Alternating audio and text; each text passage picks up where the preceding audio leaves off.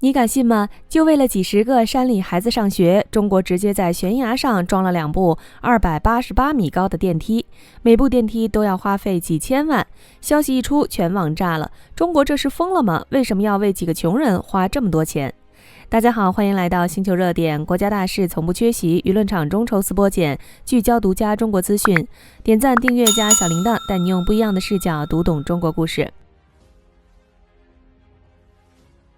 云南省曲靖市宣威市普利乡的泥珠河村，静静蛰伏在乌蒙山腹地的泥珠河大峡谷谷底，依山傍水的村落风景绝佳，却也被险峻山势牢牢困住。当地人世代饱受地形阻隔之苦，村里孩子们就读的关寨小学也稳稳矗立在数百米高的崖顶之上，村落与校园的垂直落差超过500米，很多外人根本无法切身体会。短短数年间，山里孩子的求学之路究竟藏着多少艰辛与不易？那时候天还未破晓，山间依旧漆黑一片，村里的孩童就得早早背起书包，摸黑踏出家门。他们脚下没有平整步道，只有一条紧贴崖壁、未经修整的狭窄土路，全程没有任何防护措施。道路一侧是陡峭嶙峋的山体，另一侧便是深不见底的峡谷，一眼望去，令人心生畏惧。每逢雨天，雨水浸透岩壁与土路，路面泥泞湿滑，落脚稍有偏差就可能打滑失足。若是遇上峡谷大雾，能见度不足数米，整条山路隐没在雾气之中，前行的每一步都充满未知风险。一趟单程上学路足足要耗费3个多小时，日复一日，年复一年的往返奔波，成了一代代山里孩子的日常。每个上学日，村民们的心都会从清晨悬到日暮，满心牵挂在外赶路的孩子。而漫长且凶险的求学路，不仅耗尽了孩子们大半体力，也让他们常常带着疲惫奔赴课堂，难以全身心投入学习，更在无形之中大幅抬高了山区孩子公平求学的门槛，成为阻断大山少年追梦路上的一条天然壁垒。而让人动容的改变，最终在绝壁之上悄然落地。2022年，268米高的青云梯正式投入运营，搭配配套高空索道，首次打通了谷底村落通往崖顶校园的便民通道，彻底终结了孩子徒手攀爬悬崖求学的历史。只是单梯运力有限，每到上下学高峰期，村民和学生排队等候的情况屡见不鲜，通行效率依旧存在短板。好在今年7月31日，总投资6800万元，垂直高度288米的扶摇梯正式启用。这座采用360度全透明玻璃幕墙、每秒5米高速运行的悬崖电梯，与此前的青云梯并肩矗立在绝壁之上，构筑起了全国独一无二的双梯空中校车系统。这套专属山间的空中通勤设施，始终坚守惠民初心，永久对当地村民、在校学生免费开放。针对上学放学的高峰时段，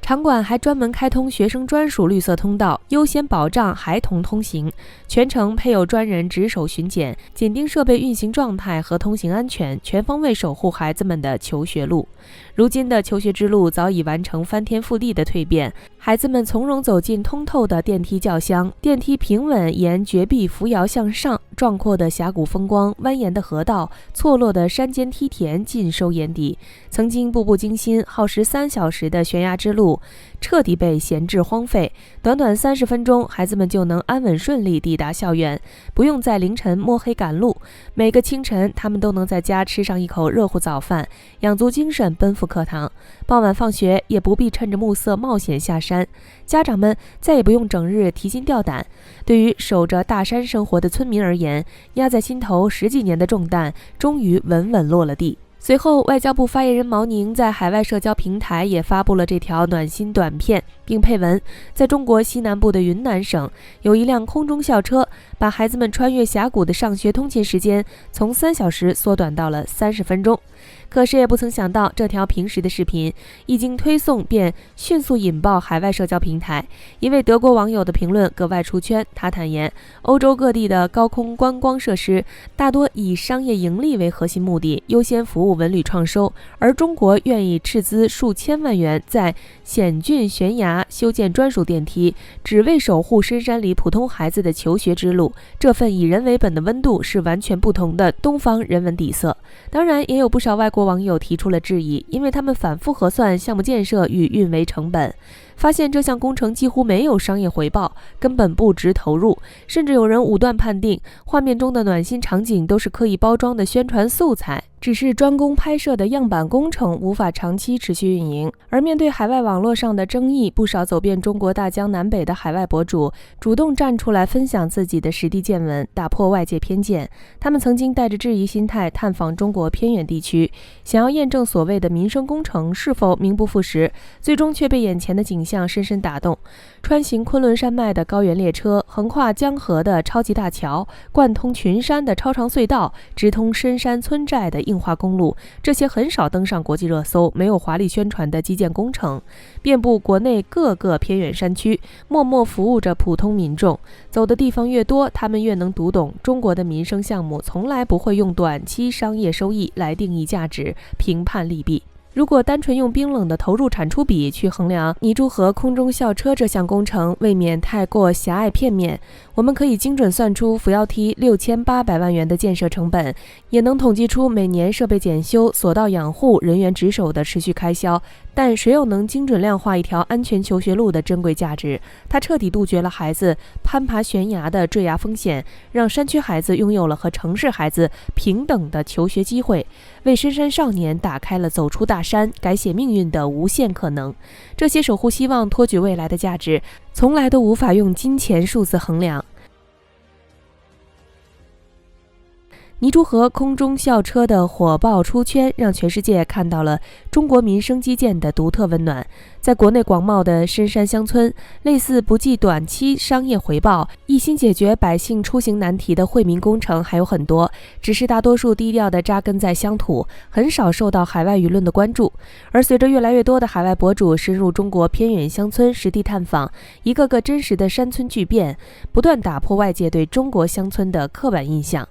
大凉山悬崖村的变迁算是最早走进大众视野的山区求学故事。早些年，村民进出村寨只能依靠简陋藤梯，藤蔓老化，台阶狭窄，村民出行、孩童上学，全程都伴随着巨大风险。为了改善出行条件，当地筹措资金，在陡峭悬崖搭建起2500多级钢梯。钢梯加装防护扶手，通行风险大幅降低，原本耗时数小时的山路，通行压力减轻不少。后续配合异地搬迁政策，大量村民搬进配套完善的安置社区，孩子们不用再攀爬悬崖，就近就能入校读书。这条钢梯没法直接创造高额收益，却守护了几代人的出行安全，也为后续乡村文旅埋下伏笔。新疆天山胜利隧道也是很好的例子，整条隧道总长超过20公里，地处高海拔区域，施工周期漫长，建设难度拉满。不少海外网友查阅资料后提出疑问：耗费海量人力物力打通高山，日常通行车流有限，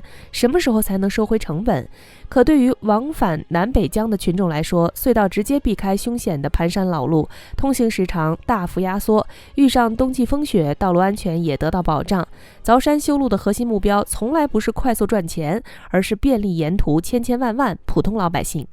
很多人心里都会冒出疑问，为什么愿意持续推进这些看上去不划算的工程？说起来，中外公共建设最大的分歧就是算账逻辑不一样。不少地区规划项目优先考量资金回报、盈利周期，国内推进民生项目常常把普通人最基础的需求放在第一位。山路、隧道、悬崖电梯或许服务的只是一小群人，只要群众有迫切需求，相关规划就会被纳入考量。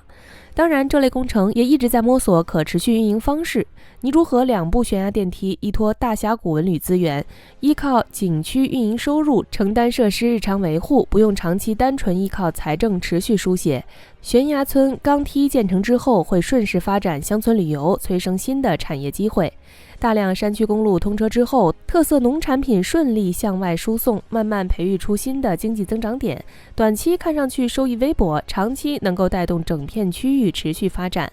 网络上永远不会缺少同类质疑，总有人习惯拿资本逻辑丈量所有公共建设。倘若所有公共项目都把盈利当成第一准则，那些居住在深山峡谷高原上的普通人依靠什么冲破地理环境带来的束缚？教育公平、出行安全、基础生活保障，这些底线不该交给成本核算来决定。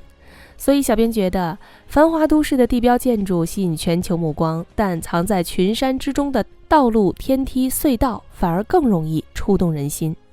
好了，今天的内容到这里就结束了。如果你喜欢小编的影片，还请大家多多点赞转发，让更多的人一起见证中国进步。关注我的频道，这样既能回顾往期视频，又不会错过之后的精彩内容。那我们下期节目不见不散。